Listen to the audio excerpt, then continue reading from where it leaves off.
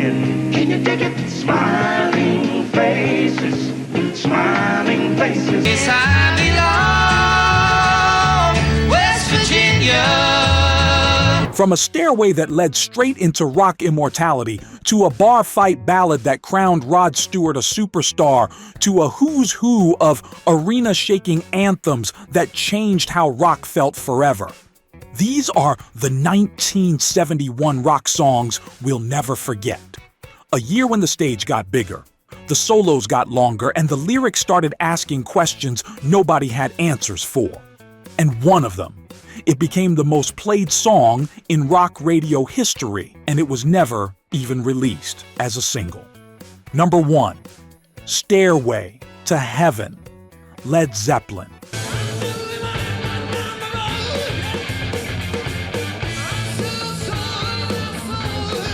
The acoustic intro, the whispered vocals, that slow climb into absolute eruption.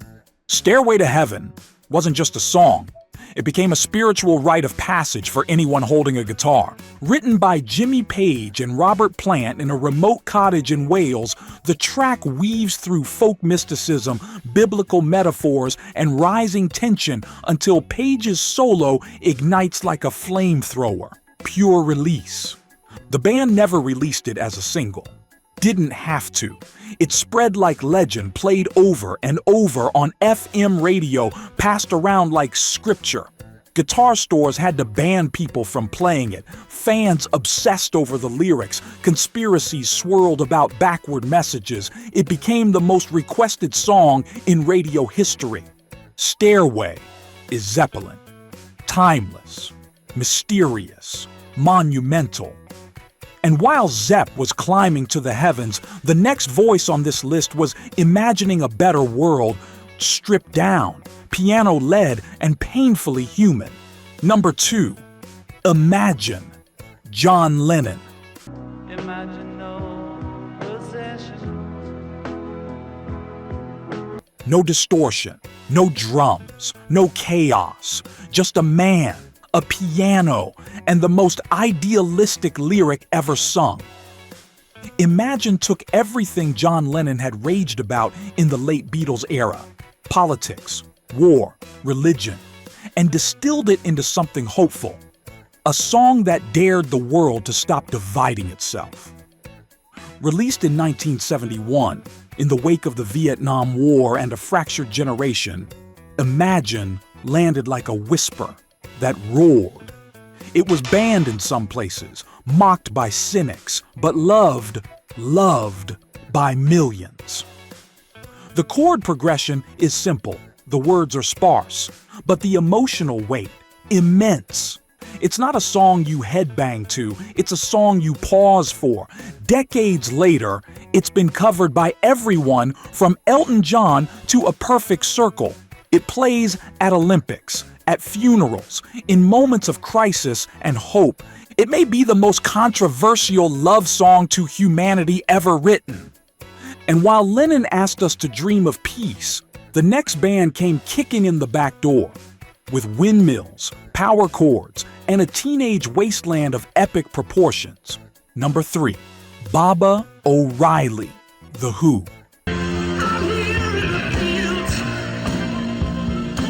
That synth loop, you already know it. The violin outro, straight up cinematic, and in the middle, one of the greatest rock songs ever recorded. Baba O'Reilly is often mistaken for Teenage Wasteland, but that just proves how deeply it buried itself in the culture. Pete Townshend originally wrote it as part of a rock opera called Lifehouse, blending spiritual ideas from Meher Baba with experimental synth work that was years ahead of its time. But it became something bigger. Roger Daltrey's vocal is pure power. Keith Moon's drums, controlled chaos. And that final explosion, Sally Take My Hand, is a straight-up call to rebellion. It wasn't about drugs. It wasn't about getting wasted. It was about alienation, angst, and a generation trying to find something real. Decades later, it still opens stadium shows, closes out films, and kicks every other song's ass on the playlist. And while The Who was laying down the teenage anthem of the decade, the next guy was doing the opposite. Slow dancing with heartbreak and turning it into a global phenomenon. Number 4. Maggie May, Rod Stewart. Oh, Maggie, I couldn't have tried anymore. It's cheeky. It's tender. It's Rod Stewart confessing his way into rock legend status. Maggie May wasn't even supposed to be the hit. It was originally the B-side to Reason to Believe. But once DJs flipped the record over, listeners fell in love with this raw, rambling breakup tale. The lyrics? Half regret, half swagger. A young man tangled up with an older woman who might have taught him about love, but also wrecked him a little. Rod's raspy voice bleeds honesty, and that mandolin outro? Iconic. It's not a power ballad. It's not a rocker. It's something in between. Something that felt real in a way most radio hits didn't at the time. And when it hit big. Top charts in the UK and US. Made Rod Stewart a solo star overnight. And decades later, it still plays in pubs, car radios, and karaoke nights with the same bittersweet punch. And while Rod was pouring out heartbreak, the next band was shaking the ground with a song that was everything rock wanted to be: loud, rebellious, and not fooled again. And what we want is you to be to subscribe to our channel. So click now. Number 5. Won't Get Fooled Again. The Who. We don't get fooled again. Don't get fooled again. The synth pulses, the drums build, and then Roger Daltrey screams like he's about to break through the sky. Won't Get Fooled Again is more than a song. It's a revolution with power chords. The Who were already rock royalty by 1971, but this track sealed it. 8.5 minutes of fury, electronics, guitar heroism, and political disillusionment, all wrapped in one unstoppable anthem. Pete Townshend wrote it as a warning. Beware of new leaders promising change, because in the end, meet the new boss, same as the old boss. That line alone became a cultural touchstone. The breakdown before the final scream?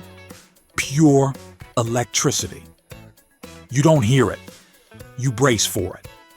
Used in films, TV, political campaigns, and even protest rallies, Won't Get Fooled Again became an anthem of resistance for multiple generations. It's not just classic rock, it's classic truth. And while The Who were roaring with righteous fire, the next song took that same intensity and wrapped it in a flute solo and a scathing critique of organized religion. Number 6. Aqualung, Jethro Tull. Aqualung, my friend, don't you start away uneasy. Wheezing, leering, dirty, and divine. Aqualung was a character study, a social critique, and a prog rock powerhouse, all in one twisted package. Written by Ian Anderson and his then-wife Jenny, the lyrics painted a vivid, uncomfortable portrait of a homeless man, watching children, clutching rags, questioning God. Not your average radio single. But Jethro Tull made it work. The guitar riff? Crushing. The transitions? Sudden, jagged, brilliant. And the message? A shot across the bow at religious hypocrisy and societal neglect. Anderson's vocals oscillate between croon and snarl, delivering every line with theatrical venom. And that iconic riff? It's since become one of the most recognized in classic rock, grimy, bold, unforgettable. Aqualung wasn't just a song, it was a challenge, a story, a protest. And it proved that you could be weird, brilliant, and deeply pissed off, and still make something that rocked like hell. And while Tool was dissecting society through twisted tales, the next band went full desert noir, with a bluesy LA send-off that closed one chapter and opened a myth. Number 7. L.A. Woman, The Doors.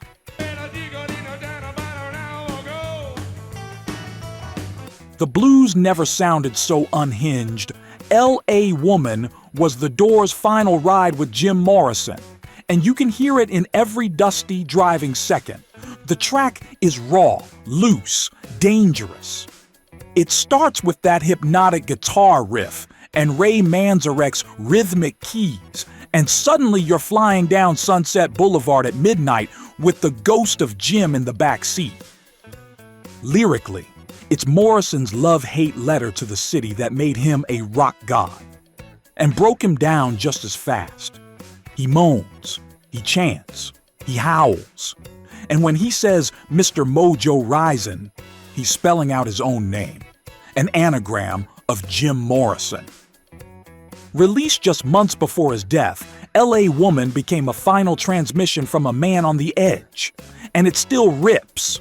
Part blues jam, part punk prophecy, part rock and roll requiem. The Doors didn't fade away. They burned down the Strip one last time. And while Jim was driving into the dusk, the next band was on a different kind of journey, philosophical, epic, and powered by a riff that's still echoing today. Number 8. Behind Blue Eyes, The Who. No one knows what it's like to feel these feelings. No one knows what it's like to be misunderstood. And sing it better than Roger Daltrey ever did. Behind Blue Eyes is The Who's emotional flip side. A quiet, reflective, almost vulnerable ballad, right up until it isn't. Originally part of Pete Townshend's Lifehouse project, the song became one of The Who's most beloved cuts because it showed another dimension: restraint, sadness, reflection. The acoustic guitar tiptoes in. Daltrey's voice is cracked and confessional, but halfway through, that signature Keith Moon drum explosion hits, and suddenly it's no longer confession. It's confrontation. It's a song about being the villain and knowing it, about rage hidden behind calm, about pain in plain sight. Decades later, it's still covered, quoted, and used in film and TV whenever someone needs to break your heart with a chorus. The Who were loud, bombastic, destructive. But here, they reminded the world that even rock gods bleed. And while Pete and Roger let you into their wounded world, the next voice on this list had already left ours. But her final track turned heartbreak into something eternal. Number 9, Me and Bobby McGee, Janis Joplin. I was playing soft while Bobby sang the blues. It's the sound of the open road, and a goodbye we weren't ready for. Me and Bobby McGee hit number 1 months after Janis Joplin's death, making it one of the most bittersweet successes in rock history. Written by Chris Christopherson and Fred Foster, the song had been recorded before. But no one sang it like Janis. Her voice cracks, soars, pleads. It's not clean, it's real. You can hear the whiskey, the cigarettes, the miles, the ache. The lyrics are about freedom and loss, about love found on the road and lost just as quickly. And when she growls, freedom's just another word for nothing left to lose. You believe her, because she meant it. The song became her biggest hit, a final, triumphant, tragic chapter from one of rock's most soulful screamers. She didn't get to enjoy the spotlight it gave her, but her voice still echoes through it. And if that wasn't heavy enough, the next band came roaring in with a train beat, a snarling riff, and one of the most iconic intros in all of classic rock.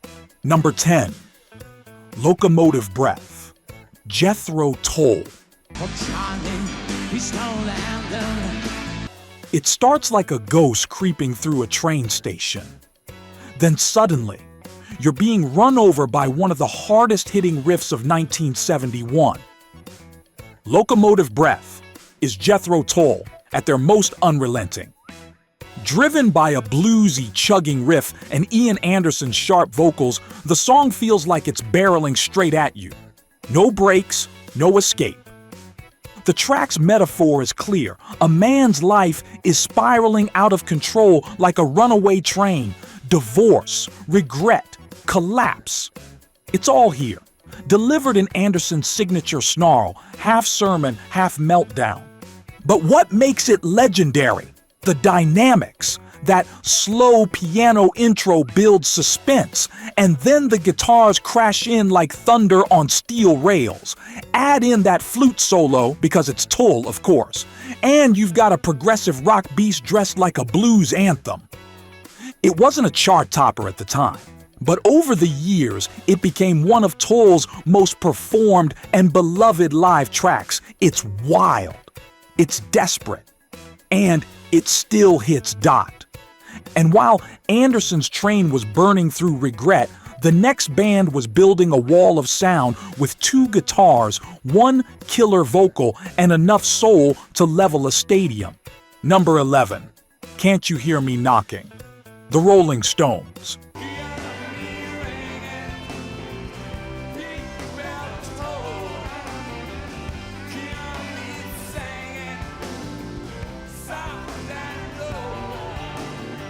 It starts with that loose, sexy guitar lick and ends in pure improvisational magic. Can't You Hear Me Knocking is the Rolling Stones showing off in the coolest way possible. It begins as a tight, swaggering rock song. Jagger doing what Jagger does best, strutting and snarling about temptation and sin. But then, something wild happens. Mick Taylor's solo kicks in, Bobby Keys' saxophone wails, and suddenly it's not a song anymore. It's a 7-minute jam session sent from the gods, Latin percussion, jazz, blues, everything. It shouldn't work, but it does, effortlessly. The track comes off Sticky Fingers, a landmark Stones album, and this song is the deep cut that every real fan knows is the one. It's not polished, it's not planned. It just happens. And that's what makes it unforgettable. It's like walking into a smoky bar and stumbling onto the greatest band you've ever seen. Mid-jam, mid-genius. And while the Stones were grooving into infinity, the next band had something heavier in mind. A tale of death, doom, and riffs so thick they could bend gravity. Number 12, Children of the Grave, Black Sabbath.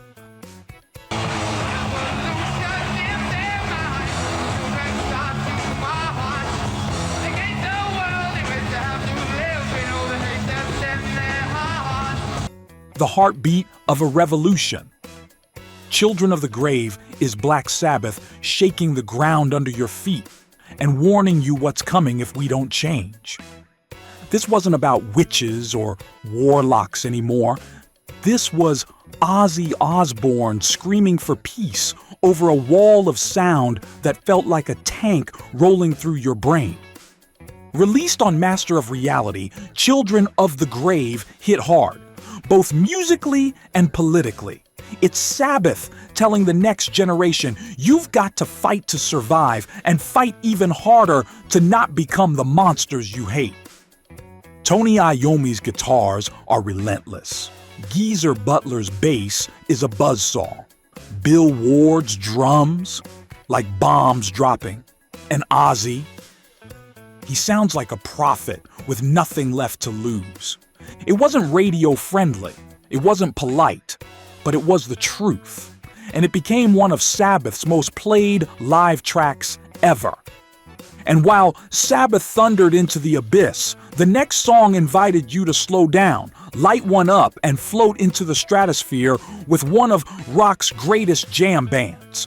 Number 13, Truckin', Grateful Dead.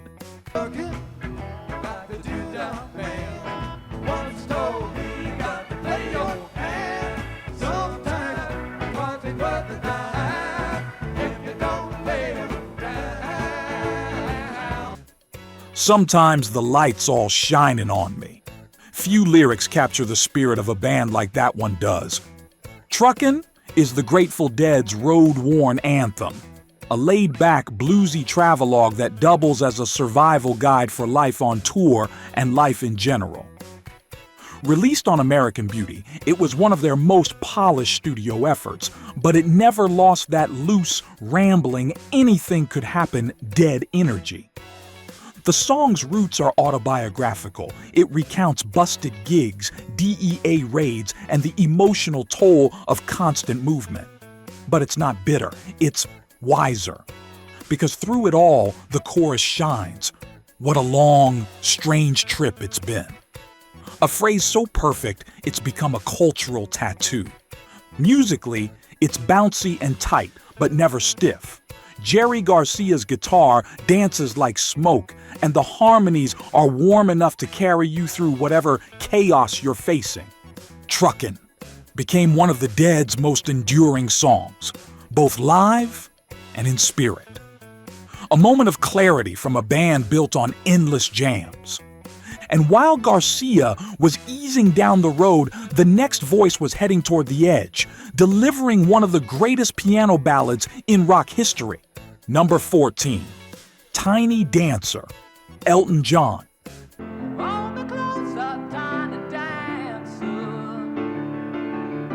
It's elegant, it's dramatic, it's pure Elton. Tiny Dancer didn't climb the charts fast in 1971, but it found immortality over time. And now, you can't imagine rock history without it. Written by Bernie Taupin as a love letter to a seamstress from the Sunset Strip, the song's lyrics are poetic and strange, full of LA decadence and soft affection. Elton's vocal performance, paired with his soaring piano, turns every line into something cinematic. The build is slow, unapologetically so, but when that chorus finally arrives, hold me closer, Tiny Dancer. It lands like sunlight through stained glass. Over time, it became the song you belt out in bars, in cars, at 2 a.m., with people you just met, but somehow already love. Its feature in Almost Famous sealed its mythic status forever. Tiny Dancer is more than a ballad. It's a feeling, a moment, a memory. And while Elton was pulling on heartstrings, the final track on our list was about to carve a new path, laying down thunderous riffs that would echo into the hard rock future. Number 15, Fireball, Deep Purple.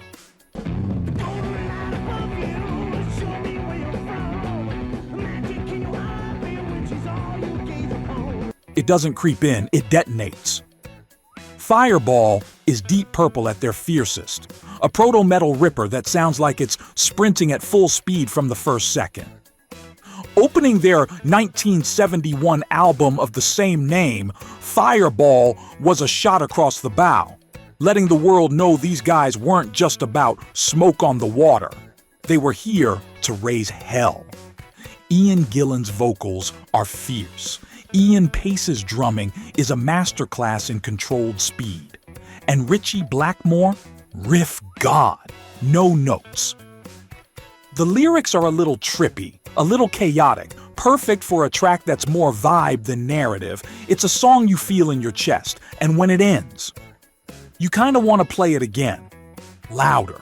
Fireball never hit the same mainstream status as some of Purple's other work, but for fans, it's a hidden weapon, a raw reminder that this band was at the forefront of what would become heavy metal. And it's the perfect way to close out a year that was loud, legendary, and absolutely unforgettable. Those were the 1971 rock songs we'll never forget. A year where ballads broke hearts, riffs shattered ceilings, and rock reached into the cosmic, the personal, and the political, all at once. Which one still gives you goosebumps? Which one takes you straight back to vinyl crackle, shag carpets, and guitars bigger than your speakers? Let us know in the comments. And if you're on a roll, you need to check out our other retrospective of 1976, waiting for you with even more iconic tracks, untold stories, and nostalgia hits. Click 1 on screen and keep the rock history rolling.